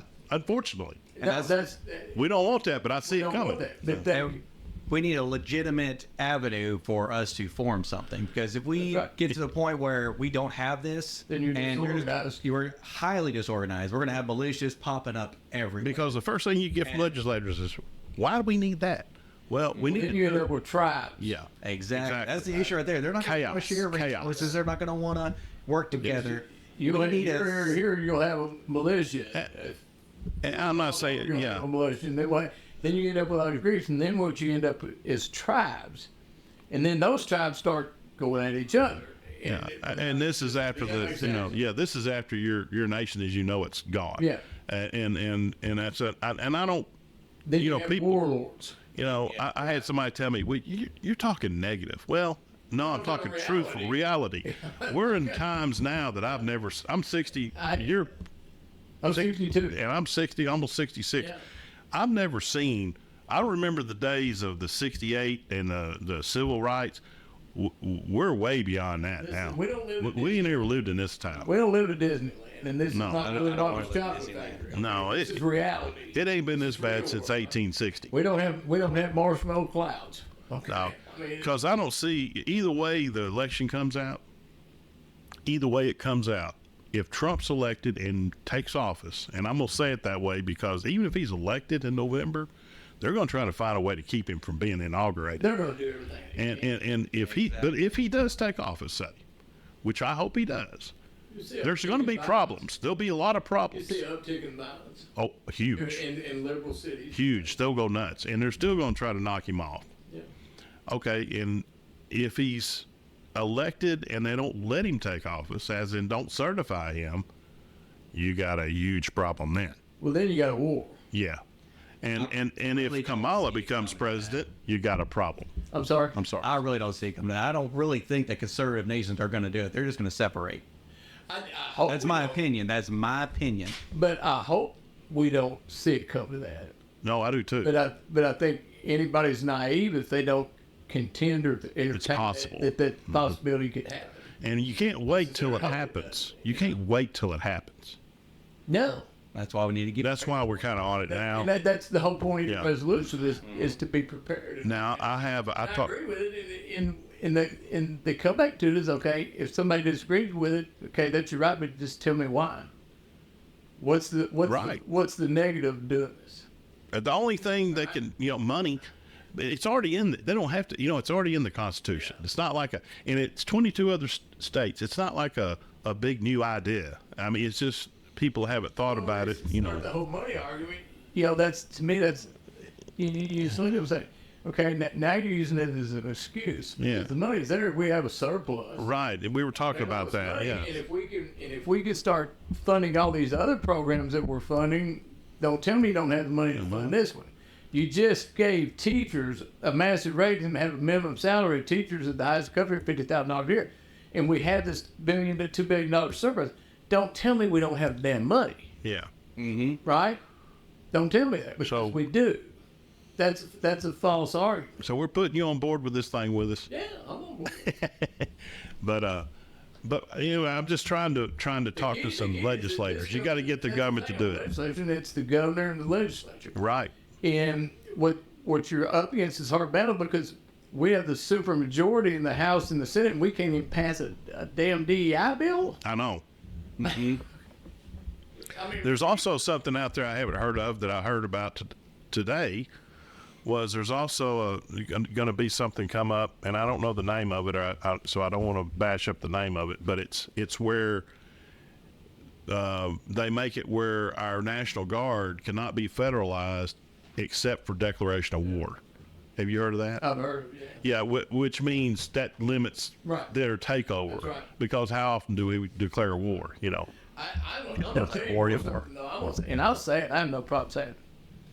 Yeah, we talk about Arkansas being a red state, and yeah, we're a red state. But if you if you think the state capital is red, you are wrong. The people are red. Yeah, the people are red. But if you think the state capital, the state legislature, Very purple. that's right, are red, you're wrong. It's purple. Any way you cut it. That's why I'm gonna go back to the RPA before we shut down the show. I'm gonna go back to it. That's the reason we voted to close primaries. Right. That's the exact reason we voted to close primaries, because we need real Republicans in the state legislature. And right now we have very few of those. And that's what you said. And that's happening all over. Purple. Any way you cut it. It just boils down. People are freaking sick of it. I mean, it's been jammed down our throat. This crap, the library crap, all this. All right, I'm gonna rant about it. It's just been shoved down our throat. All these liberal views, all these socialist views, trying to tear down this country. It's just to the point. People are fed up. Well, sure. Don't tell me that we can't go to zero tax. States all around us should do it. And then you give a little cut here, a little cut here, then you want to brag about it. Well, we're on a path to cut. In 10 years we'll be to zero. Why we gotta wait 10 years? No, these other states waited 10 years. They That's right. said, hey, here we go. So I don't want to hear that from people with R's by their name that aren't Republican, like David Ray, State Representative David Ray, and those folks like that, when they start talking about the budget and the taxes and why we can't do this and why we can't do it. Okay? The hell you can't. And to your point, to get things done in our red state, we got to have a red legislature. Yes, and that's going to be a job. And we started that though, right, at the convention. That was the whole point of the closed primaries, is so we could take our state government capital and our state legislature back, right? To have closed primaries. That's our first step. And we don't have a red Congress, but I mean our congressional part of it is not red. But you know what? It hurts us more not having a state general assembly that's red than the 4 congressmen. That's right. No, Even though they're not red either, in my opinion, and none of them red. and you're exactly right, and I agree with that. But it goes back to that's what the people want to do, and that people. Because if you get the General Assembly red, the other will follow suit. It'll follow suit. Yeah, So- you're exactly right. Like, again, bottom up, That local control, and grassroots. it grows. That's right. Yes. And for years, when we were growing up, everybody tell you, well, what happens locally ain't got nothing to do with what happens nationally. And that's been proven to be so wrong. In fact, that attitude is why we're where we are right now. If you want to change it nationally, you got to start low. And that's why we're where we're at, because it hadn't been happening. Yeah, I agree. Well, we're going to shut this baby down. And hey, I appreciate you coming. Oh, man, You're the fighter of the state. I like your fighting, and I know you're going to be in one after another, and you're an important voice in this state. Well, I appreciate that, and I hope y'all ask me to come back. We will, for sure. Hey, just Yeah. call us up. Yeah, we'll call We'll them, get an extra mic. because there's going to be plenty of stuff going on. Yeah. You know, this is the I'll beginning. be right to it. Anyway, all right, folks. For the guy in pink. Yep. Yeah. The janitor. That's right. The janitor. The high school janitor. Everybody don't know that, but they can read it. Hey, well, Anyway, it's been good, folks. And Saline Hardliners out on this one. So Lane ours. over and out.